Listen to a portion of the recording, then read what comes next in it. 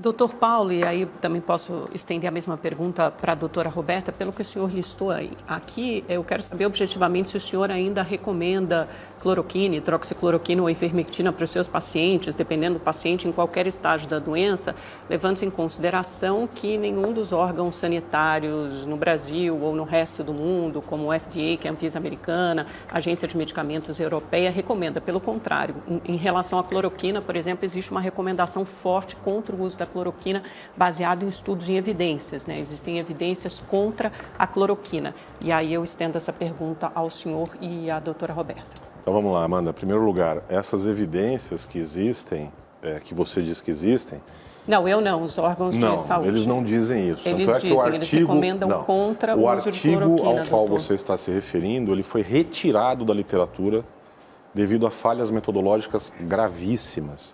Não, eu olhei hoje o site, doutor, eu quero enfatizar, acabei de olhar o site do FDA antes de entrar aqui. Metodológicas será a usagem de hidroxicloroquina numa dose 10 vezes superior à dose considerada segura. Doutor, eu entrei hoje no site do FDA para ver o protocolo Amanda, contra a Covid. Só, não, eu só estou citando o que está escrito no site da maior agência de vigilância sanitária do mundo. Mas isso não corresponde à verdade. Tá? O FDA está enganado, então? Não, pode ser que o site esteja desatualizado. Não, eles atualizam diariamente, doutor, é só entrar. Porque inclusive existem protocolos de profilaxia com a própria hidroxicloroquina. Autorizados pelo FDA, o FDA retirou a autorização de uso emergencial da cloroquina no ano passado ainda. Com base num estudo fraudado, escrito em parte aqui no Brasil. E aquele de Manaus? Sim, inclusive com um agradecimento expresso a um cidadão que foi ministro da Saúde. Eles citam vários estudos no Reino Unido, no Brasil, e não é aquele do Brasil de Manaus. Eu não vou entrar nessa discussão de narrativa, porque assim, se for para citar vários estudos, eu tenho mais de 53 para citar, mostrando o benefício da hidroxicloroquina. Doutor, é uma pergunta muito simples e objetiva. Se o senhor ainda receita... Receito. Para pacientes que têm indicação, receito e com sucesso. E te digo mais uma coisa. Se é para a gente falar de dados atuais, vamos lá. A hidroxicloroquina tem quantos anos? Acho que uns 70, mais ou menos. Entre no site do OMS, eles têm um banco de dados de efeitos colaterais de qualquer princípio ativo de medicação que seja usado no mundo. Ivermectina, hidroxicloroquina, Tilenol, dipirona, o que você quiser. Está lá registrado, não é o Dr. Paulo que está dizendo, é a Organização Mundial de Saúde, que foi até citada na CPI do Covid como a grande fonte de inspiração e de autorização de condutas por parte do Ministério da Saúde até algumas gestões atrás. Quantos efeitos adversos de hidroxicloroquina tem registrados lá? Cresceram imensamente os registros aqui na Anvisa de hidroxicloroquina e de ivermectina em relação a efeitos adversos. 10 vezes menos do que os registrados por vacinas recentes para a Covid. O senhor está dizendo que a hidroxicloroquina pode não ter nenhum efeito adverso se ela for receitada em larga escala para a população, inclusive para pessoas que têm doenças pré-existentes? As minhas palavras. Essa metodologia é antiga e eu não vou aceitar que seja usada comigo. Não, eu estou perguntando, eu estou dizendo que, claramente, os registros da Organização Mundial de Saúde não corroboram essa narrativa. Daí a dizer que, se aplicada em larga escala, ela não vai ter efeitos colaterais, tem um caminhão. O que eu estou dizendo é, analisado de forma adequada, com a particularidade de cada paciente, pode sim ser extremamente útil. E isso não vale só para a hidroxicloroquina. Isso vale para hidroxicloroquina, isso vale para ivermectina, isso vale para quimioterápico, isso vale para antibiótico, isso vale, digo mais, para qualquer intervenção terapêutica médica. E não apenas farmacológica. A cirurgia que pode ser útil para você pode não ser útil para o Silvio, pode não ser útil para o Lacombe, mesmo sendo segura e recomendada pelo FDA ou até pela Organização Extraterrestre de Medicina. A questão é, o médico precisa voltar à sua essência. Qual é a essência? Analisar e estar ao lado do seu paciente. Até mesmo porque não existe, salvo reações anafiláticas que são extremamente raras e que acontecem até mesmo com a vacina, o médico precisa estar ao lado do paciente. O efeito colateral ele não se dá imediatamente. Puxa vida, se eu te der hidroxicloroquina, você começar a ter efeito colateral, você vai me ligar, porque meus pacientes têm meu telefone. Mas os seus pacientes, doutora, é que em larga escala a população não tem um médico para quem possa ligar imediatamente. Acho que a doutora Roberta quer entrar na conversa, até já estão me avisando aqui pelo ponto, nosso editor, o chefe, o Java. A doutora Roberta responder também, já que o doutor Paulo citou, a OMS também tem, da Organização Mundial da Saúde, uma recomendação recente, agora de março, que recomenda fortemente contra o uso de hidroxicloroquina e cloroquina em qualquer estágio do tratamento da Covid-19. Então, eu queria que a doutora Roberta pudesse se pronunciar também.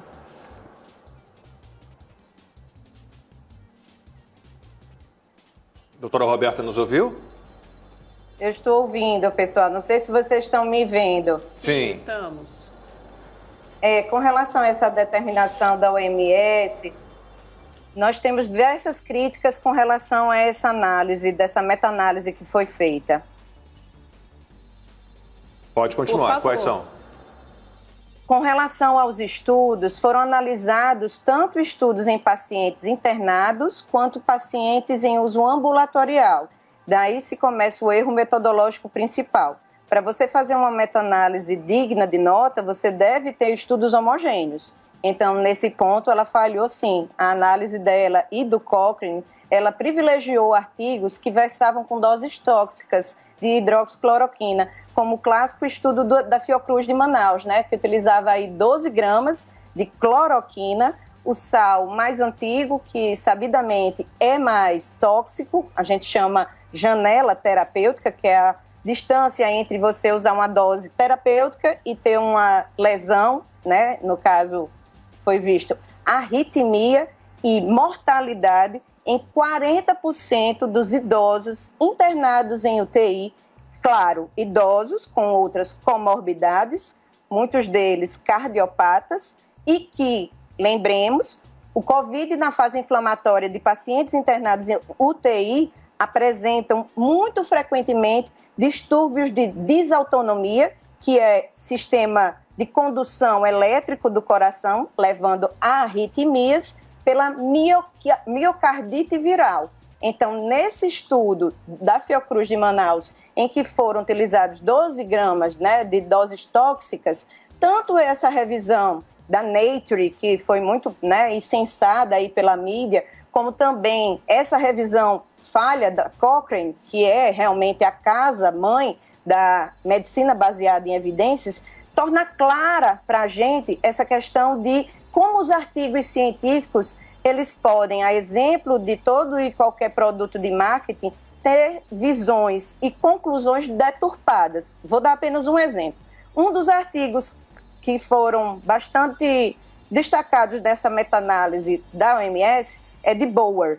Esse americano utilizou pacientes internados, aliás, pacientes ambulatoriais, e disse, na sua conclusão, que a hidroxicloroquina não era eficaz para evitar a infecção de Covid, principalmente em profissionais de saúde e também em pessoas que compartilham residência, né, contatos intradomiciliares de pacientes positivos. Mas um dos erros metodológicos desse artigo é que apenas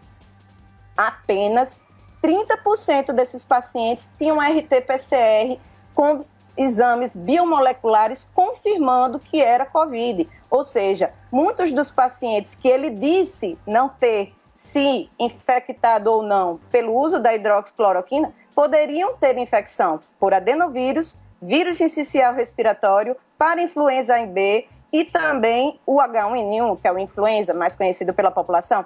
Então, são tantos erros metodológicos que quem conhece, lê um artigo e sabe o que é número necessário para tratar, que sabe ler uma curva Kaplan-Meier para mortalidade ou desfecho primário e secundário, que sabe o que é viés de seleção, colocando apenas pacientes idosos, graves, em fase final de doença e com doses cardiotóxicas, porque não se iludam. Quando a gente quer que um medicamento seja proposto, a primeira ideia é considerar que ele não cause maleficência. Garantir a segurança é o primeiro ponto de qualquer intervenção em saúde.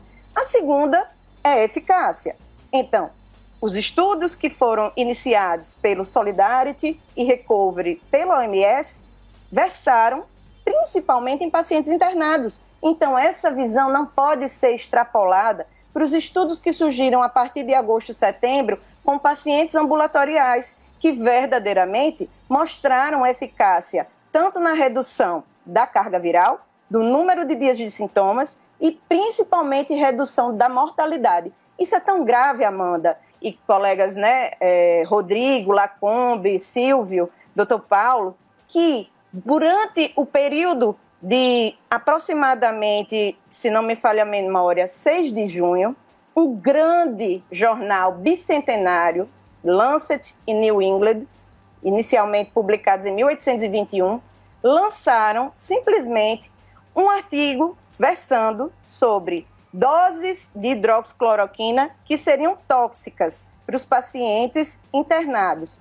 Um banco de dados dito de 96 mil pacientes ao longo de todo o mundo, aparentemente mostrava que esses pacientes apresentavam lesão arritmogênica. Isso se repetiu em um outro artigo, no caso do New England, falando que o uso de antihipertensivos estava associado a maior mortalidade em pacientes Covid. Isso foi tão grave que virou de cabeça para baixo a cabeça dos pacientes que usavam fármacos seguros para hipertensão arterial, como captopril, enalapril, e esses pacientes ficaram com medo de utilizar essa medicação. Houve, então, uma grande modificação nas condutas, as sociedades de cardiologia todas se reuniram para revisar esses dados e eles não estavam encontrando, na sua experiência clínica, pacientes usando esses medicamentos evoluindo com arritmias. Da mesma maneira, quando esses artigos foram publicados, a OMS cancela todos os estudos e ensaios clínicos utilizando hidroxicloroquina em fase ambulatorial. O que é que causou isso como consequência? Bélgica, Genebra, na Suíça, países que estavam fazendo uso de hidroxicloroquina, como muitos outros, porque estavam se testando vários medicamentos, pararam de utilizar nos pacientes internados. E recentemente, agora em setembro, foi publicado um artigo mostrando retrospectivamente mais de 1.000 pacientes que estavam internados e foram analisar quais foram os fatores que levariam à maior causa de mortalidade nos pacientes internados.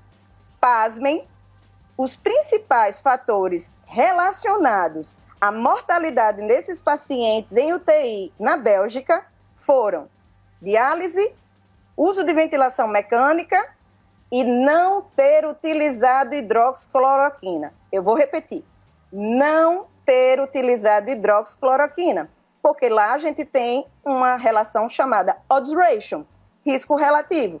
Se eu tenho uma relação de benefício, essa relação de benefício é mostrada dentro dos estudos. E quando analisaram, os pacientes que utilizaram mais tempo hidroxicloroquina internado tiveram um desfecho mais favorável e sobreviveram. O estudo de Manaus foi tão antiético que deveria estar sendo investigado na nossa CPI da Covid, porque, de fato, como a Amanda bem colocou, entre remédio e veneno existe dose. Em nenhum lugar do mundo se utilizou 5 doses maiores do que é estabelecida na literatura. Nós temos uma proposição na abordagem precoce de utilizar 3 gramas com acompanhamento e principalmente eletrocardiograma naqueles que possam ter algum alto risco.